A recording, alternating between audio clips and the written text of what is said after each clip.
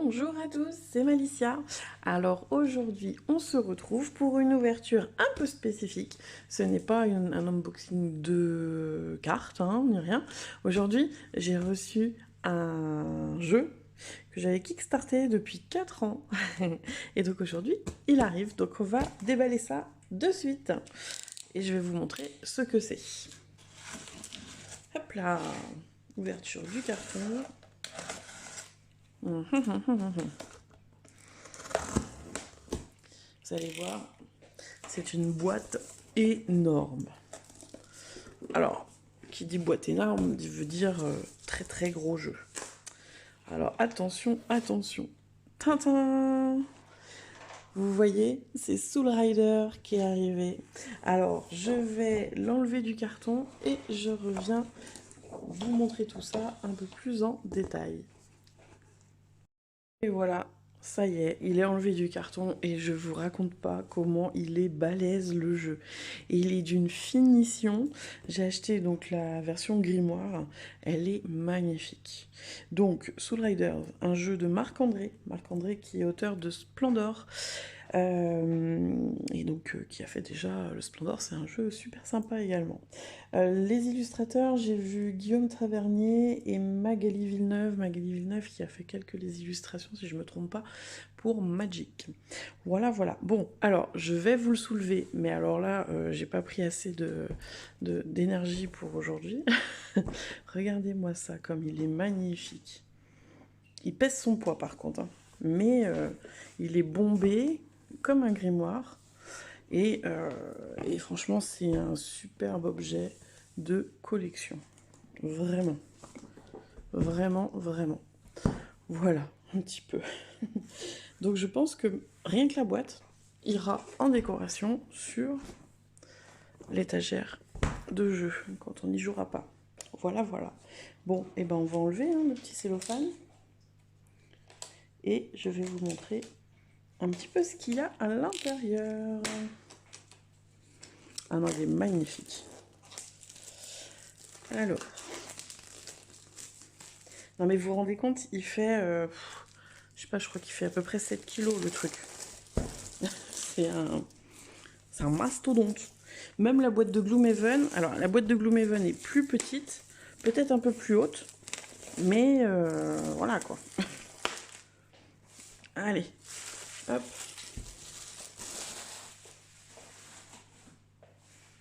Voilà, voilà. Bon, allez, je vous le remontre une fois. Voilà. Vous voyez que tout est en relief. Je suis bien contente d'avoir eu cette version-là. Je pense que j'aurais pas pris la version standard. Quitte à se faire plaisir, autant se faire plaisir jusqu'au bout. Alors on est sur une boîte magnétique. Alors c'est parti. Waouh, regardez-moi ça. Ça va être chaud pour filmer. Mais bon, donc voilà, ça c'est le dedans du jeu. Alors, on recadre. Je suis obligée d'être debout pour ouvrir. Donc Soul Rider, un jeu qui a été financé en 2021. C'est un jeu qui se joue entre 1 et 4 personnes. Des parties qui durent environ entre 90 et 240 minutes par chapitre. C'est un jeu coopératif, narratif, un jeu d'aventure, et c'est surtout un jeu qui se joue en campagne. Voilà, on incarne des mages guerriers qui partent à l'aventure, qui vont taper sur la tête de gros monstres, etc., etc.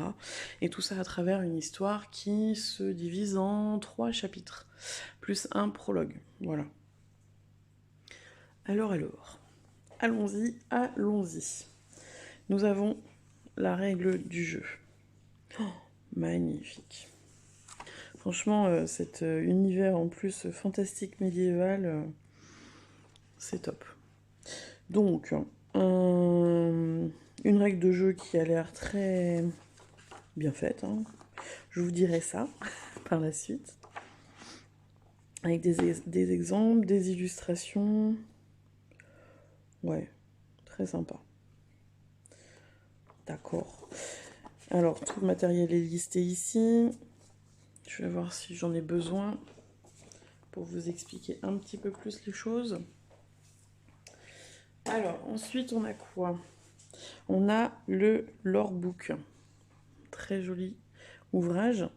Donc, qui nous... Je pense qui nous montre un petit peu l'univers de Soul Rider et les différentes illus qui se sont produites, n'importe quoi.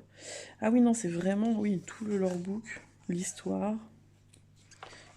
illus, etc. Bon, je ne vais pas spoiler beaucoup trop, hein, pour ceux qui l'auraient reçu, voilà, chapitre 1, etc. Voilà. Mais c'est un très beau bouquin. Ça doit être un petit peu les monstres qu'on doit avoir. Vous voyez. Ok. Donc le lorebook. Ensuite, bon, alors ça, c'était le petit bonus que je m'étais que je m'étais autorisé. Parce que je trouvais que ça allait bien avec le jeu. D'habitude, je prends pas tout ce qui est truc en métal, etc.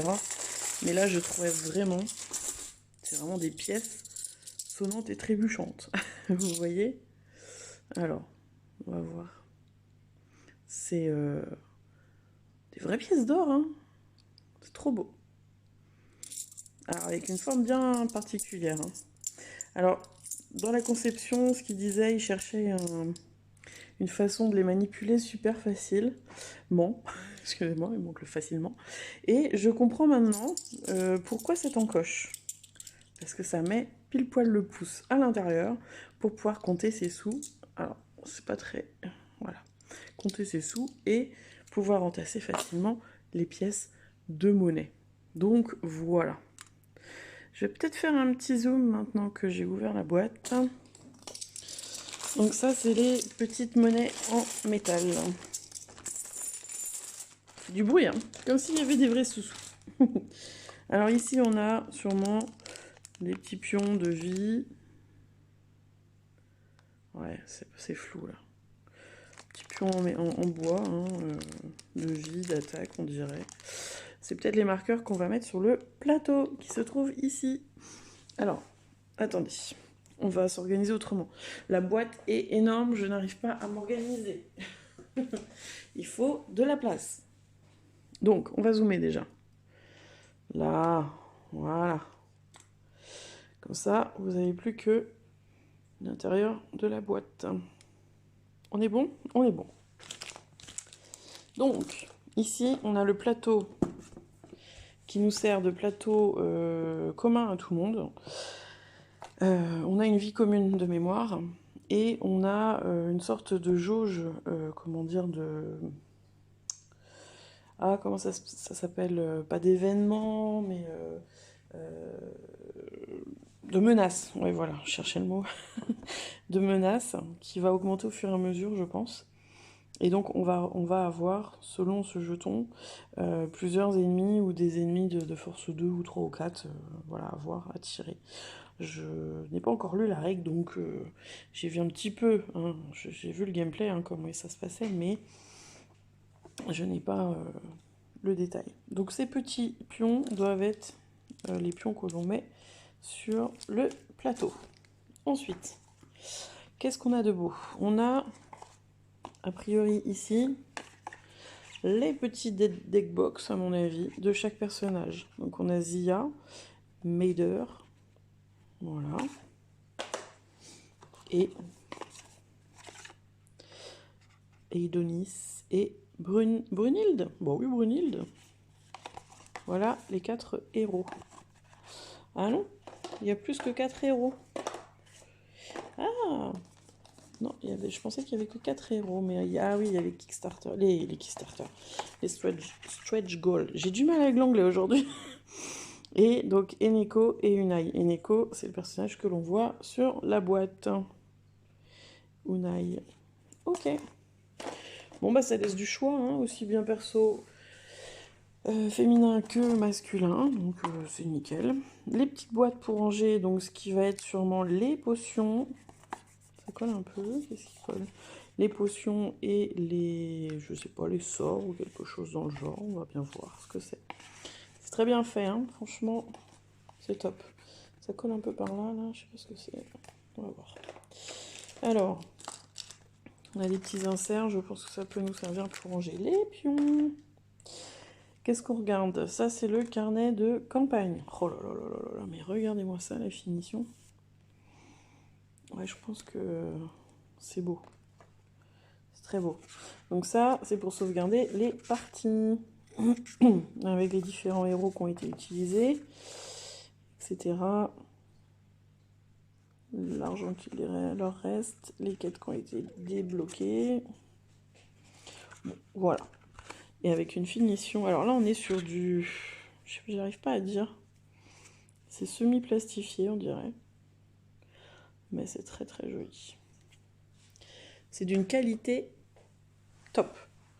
Moi qui suis habituée aux jeux de Rick and Realm, dur à dire encore, je trouve que One for All, parce que j'ai oublié de donner l'éditeur, l'éditeur du jeu c'est One for All. Ils ont fait fort avec cette édition-là, je trouve. Alors ensuite, qu'est-ce qu'on a? Toujours dans ce petit compartiment, on a les plateaux de joueurs, hein, avec les persos qui vont avec. Donc on a Zia et Neko. Donc on va l'appeler Maider, hein, du coup. Maider. Unai, ou Unai. Adonis. Et Brunhilde. Ok. Ah, et donc ils ont quand même des spécificités à chacun, hein. Donc là, je vois, c'est pas les mêmes icônes. Donc à mon avis, ils sont un peu plus... chacun son stéréotype d'attaque, en fait, hein, on dirait. Je redéfloute. D'accord. Bon, très bien. C'est bien. Ça laisse du choix pour ceux qui aiment jouer avec des stéréotypes bien particuliers, genre peut-être combattant, etc. Magie à distance, à voir ce qu'il peut y avoir. Bon, alors ici, on a quoi? On a encore un petit, on va dire un insert. Ça doit être pour les différents jetons. Ok. Bon. Alors, en étant habitué au dépunchage, j'adore, c'est l'activité favorite dans un jeu de société, c'est le dépunchage. Bon, bah ça, j'en aurais pas besoin. Des sabliers, des jetons qui sont vraiment en dépuncher un, mais ouais, la qualité du jeton est top. Top, top. Tout est top. Bon, on va laisser ça dans la boîte. Que je sache à peu près comment ranger les choses. Je vais ranger cette boîte-là et je passe à la suite. Voilà, voilà. Bon, la boîte est rangée. Ils ont vachement bien pensé ça, hein, quand même, parce que un jeu qui n'est pas fonctionnel dans le rangement, qui n'est pas optimisé, ça donne pas envie d'y jouer parce qu'au final, on est toujours en train de chercher nos affaires. C'est pas terrible. Alors, qu'est-ce qui se cache dans cette petite boîte? Bon, on retrouve nos 6 héros. Allons-y. Opening. Oh, c'est les figurines. Ah oui. Alors, attention. Les figurines. Alors, c'est là qu'on va s'amuser avec la caméra. Voilà, voilà, voilà. Et ben les figurines sont tip top. Elles sont vachement bien faites. Et alors, l'épaisseur des... Tout est bien fait avec un socle. Je sais pas si vous voyez. C'est top. Donc ça, c'est les figurines de héros donc, qui ont une version invisible et une version invisible. Voilà, on fait le mage. Et version non invisible. Du coup. Ah oui, c'est bien fait. C'est trop bien fait. On dit chapeau bas sur la qualité. Alors, il faudrait pas que je me plante sur les... Oh, ça va aller. Et alors, pourquoi les violets? qu'est-ce que c'est ça, violet? Pour chacun des héros. Ok. Bah, je ne sais pas, les violets, bah, ça a l'air de correspondre au portail. Parce que là, il y a l'air d'avoir des portails. Regardez-moi ça, les portails. Ils vont avoir un intérêt dans le jeu, hein. Donc, vu qu'ils ont la même couleur que les portails, je me dis que on va les associer au portail. Donc, vous voyez, très belle finition aussi. Pour l'instant, je ne sais pas à quoi correspondent les portails. Et non pas les portaux. Et donc, on a des versions comme ça, un petit peu en violet transparent et en violet... Je sais pas si je vais réussir à vous faire faire. Tu veux bien faire la mise à jour, caméra? T'as pas envie? Alors attends, on va te forcer. Voilà. Voilà, voilà. Un petit peu les détails. Ok. Bon, bah on saura ça bientôt. En tout cas, les héros sont là en version transparente, invisible, avec les portails, etc. Des figurines super bien faites. Je vais employer ce mot toutes les 5 minutes. Super bien, super bien. Alors, oula, il n'y a plus de mise à jour. Donc, ensuite, qu'est-ce qu'on a? On a les boîtes. Je pense que ça doit être les chapitres. Alors, on va essayer comme ça d'abord. Pour débloquer... Oh là, c'est lourd. Donc, une petite boîte. Voilà. On va l'ouvrir. Hop là. Ah bah, c'est pour les cartes, hein. C'est pour ranger des cartes. Donc, on voit Maider ici. Ok. Et on voit... Ça doit être son deck. Une partie de son deck. Bon, c'est des cartes de deck, parce qu'à mon avis, il doit y en avoir d'autres. Ok, donc ça, on verra ça un peu plus tard. Je pense que je vais me lancer sur une partie solo pour voir. Peut-être faire le prélude en vidéo.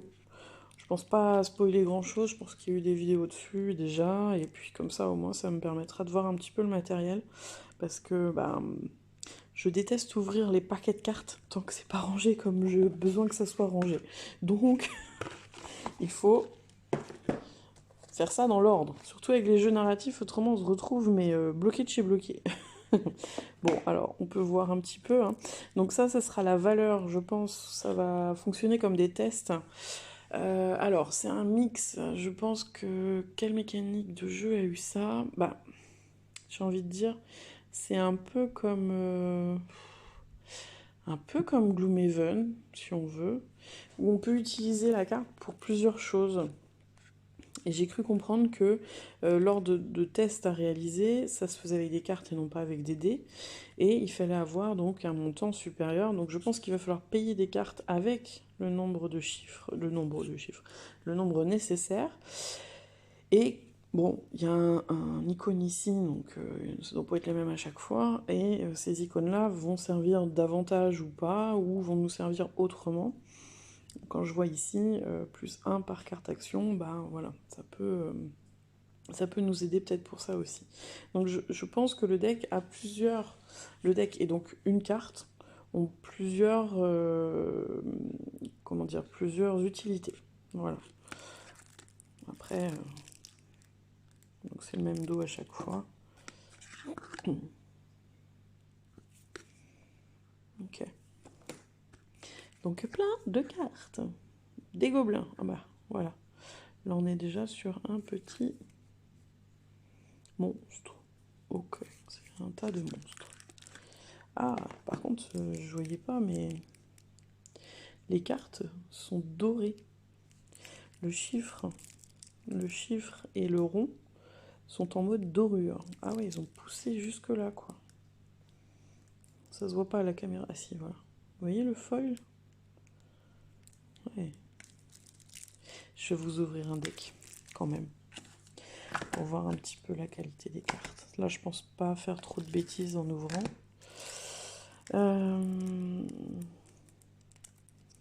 Alors moi, les ouvertures de petites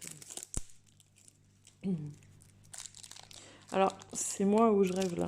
Comme par hasard, je vous ouvre celui où il n'y a pas de dorure. Du tout. Ça n'a pas l'air. Super. Ok, bon, alors, on va vous ouvrir l'autre. Que je vais galérer à ouvrir parce que ils ont pas les... Ah non, bien. Alors, ils ont fait un super système. On a juste à écarter là. Mais tout est pensé au millimètre. Vous voyez? Vous voyez les cartes?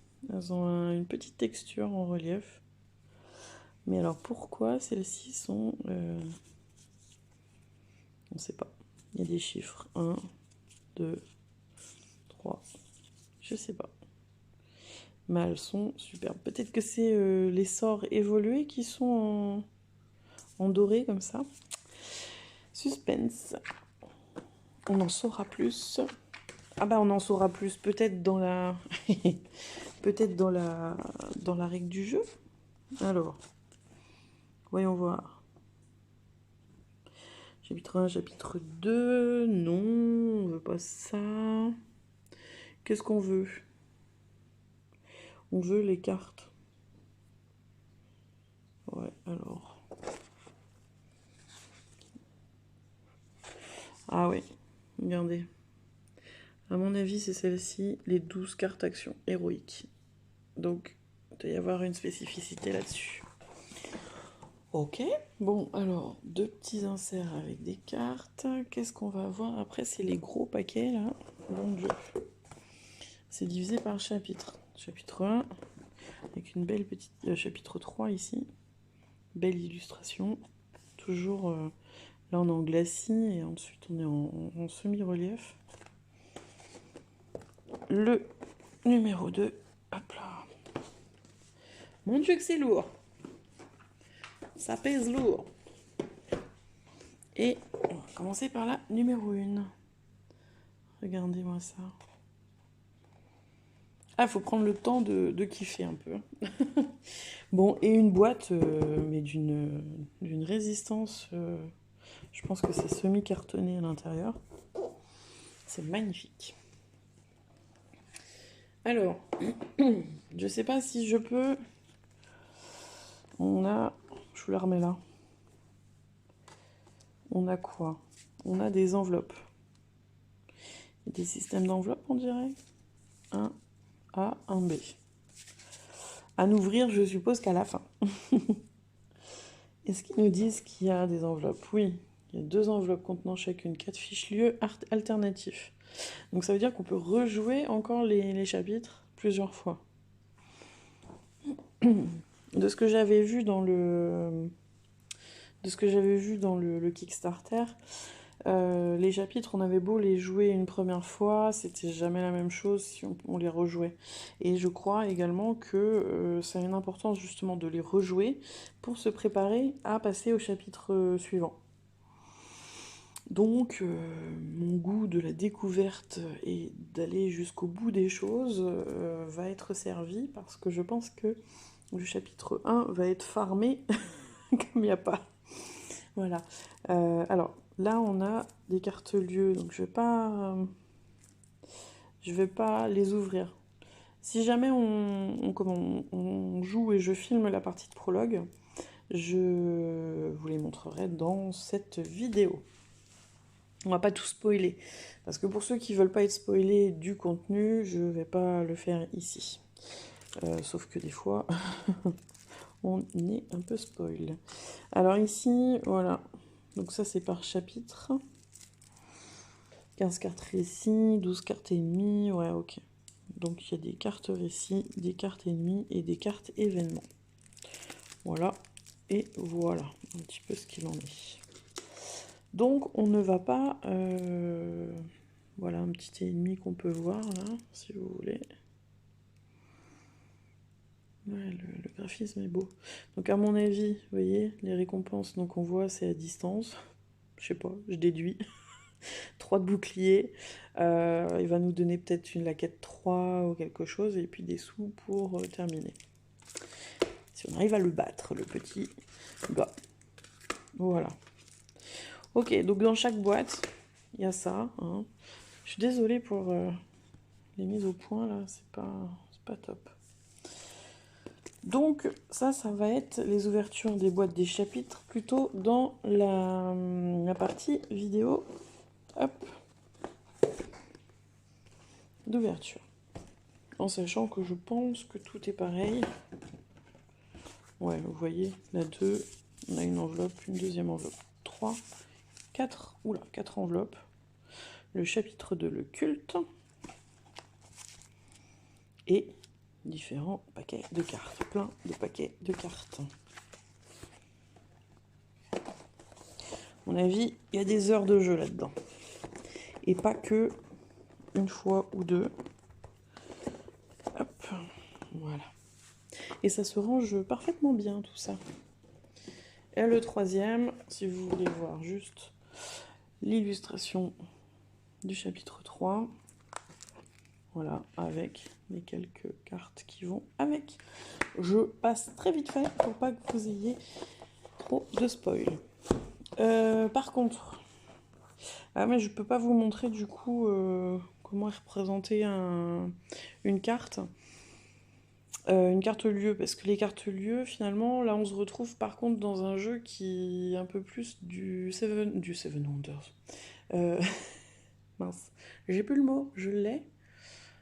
Vous savez, ce jeu où on découvre la map au fur et à mesure, le 7e continent. Voilà, j'avais bien gagné du 7.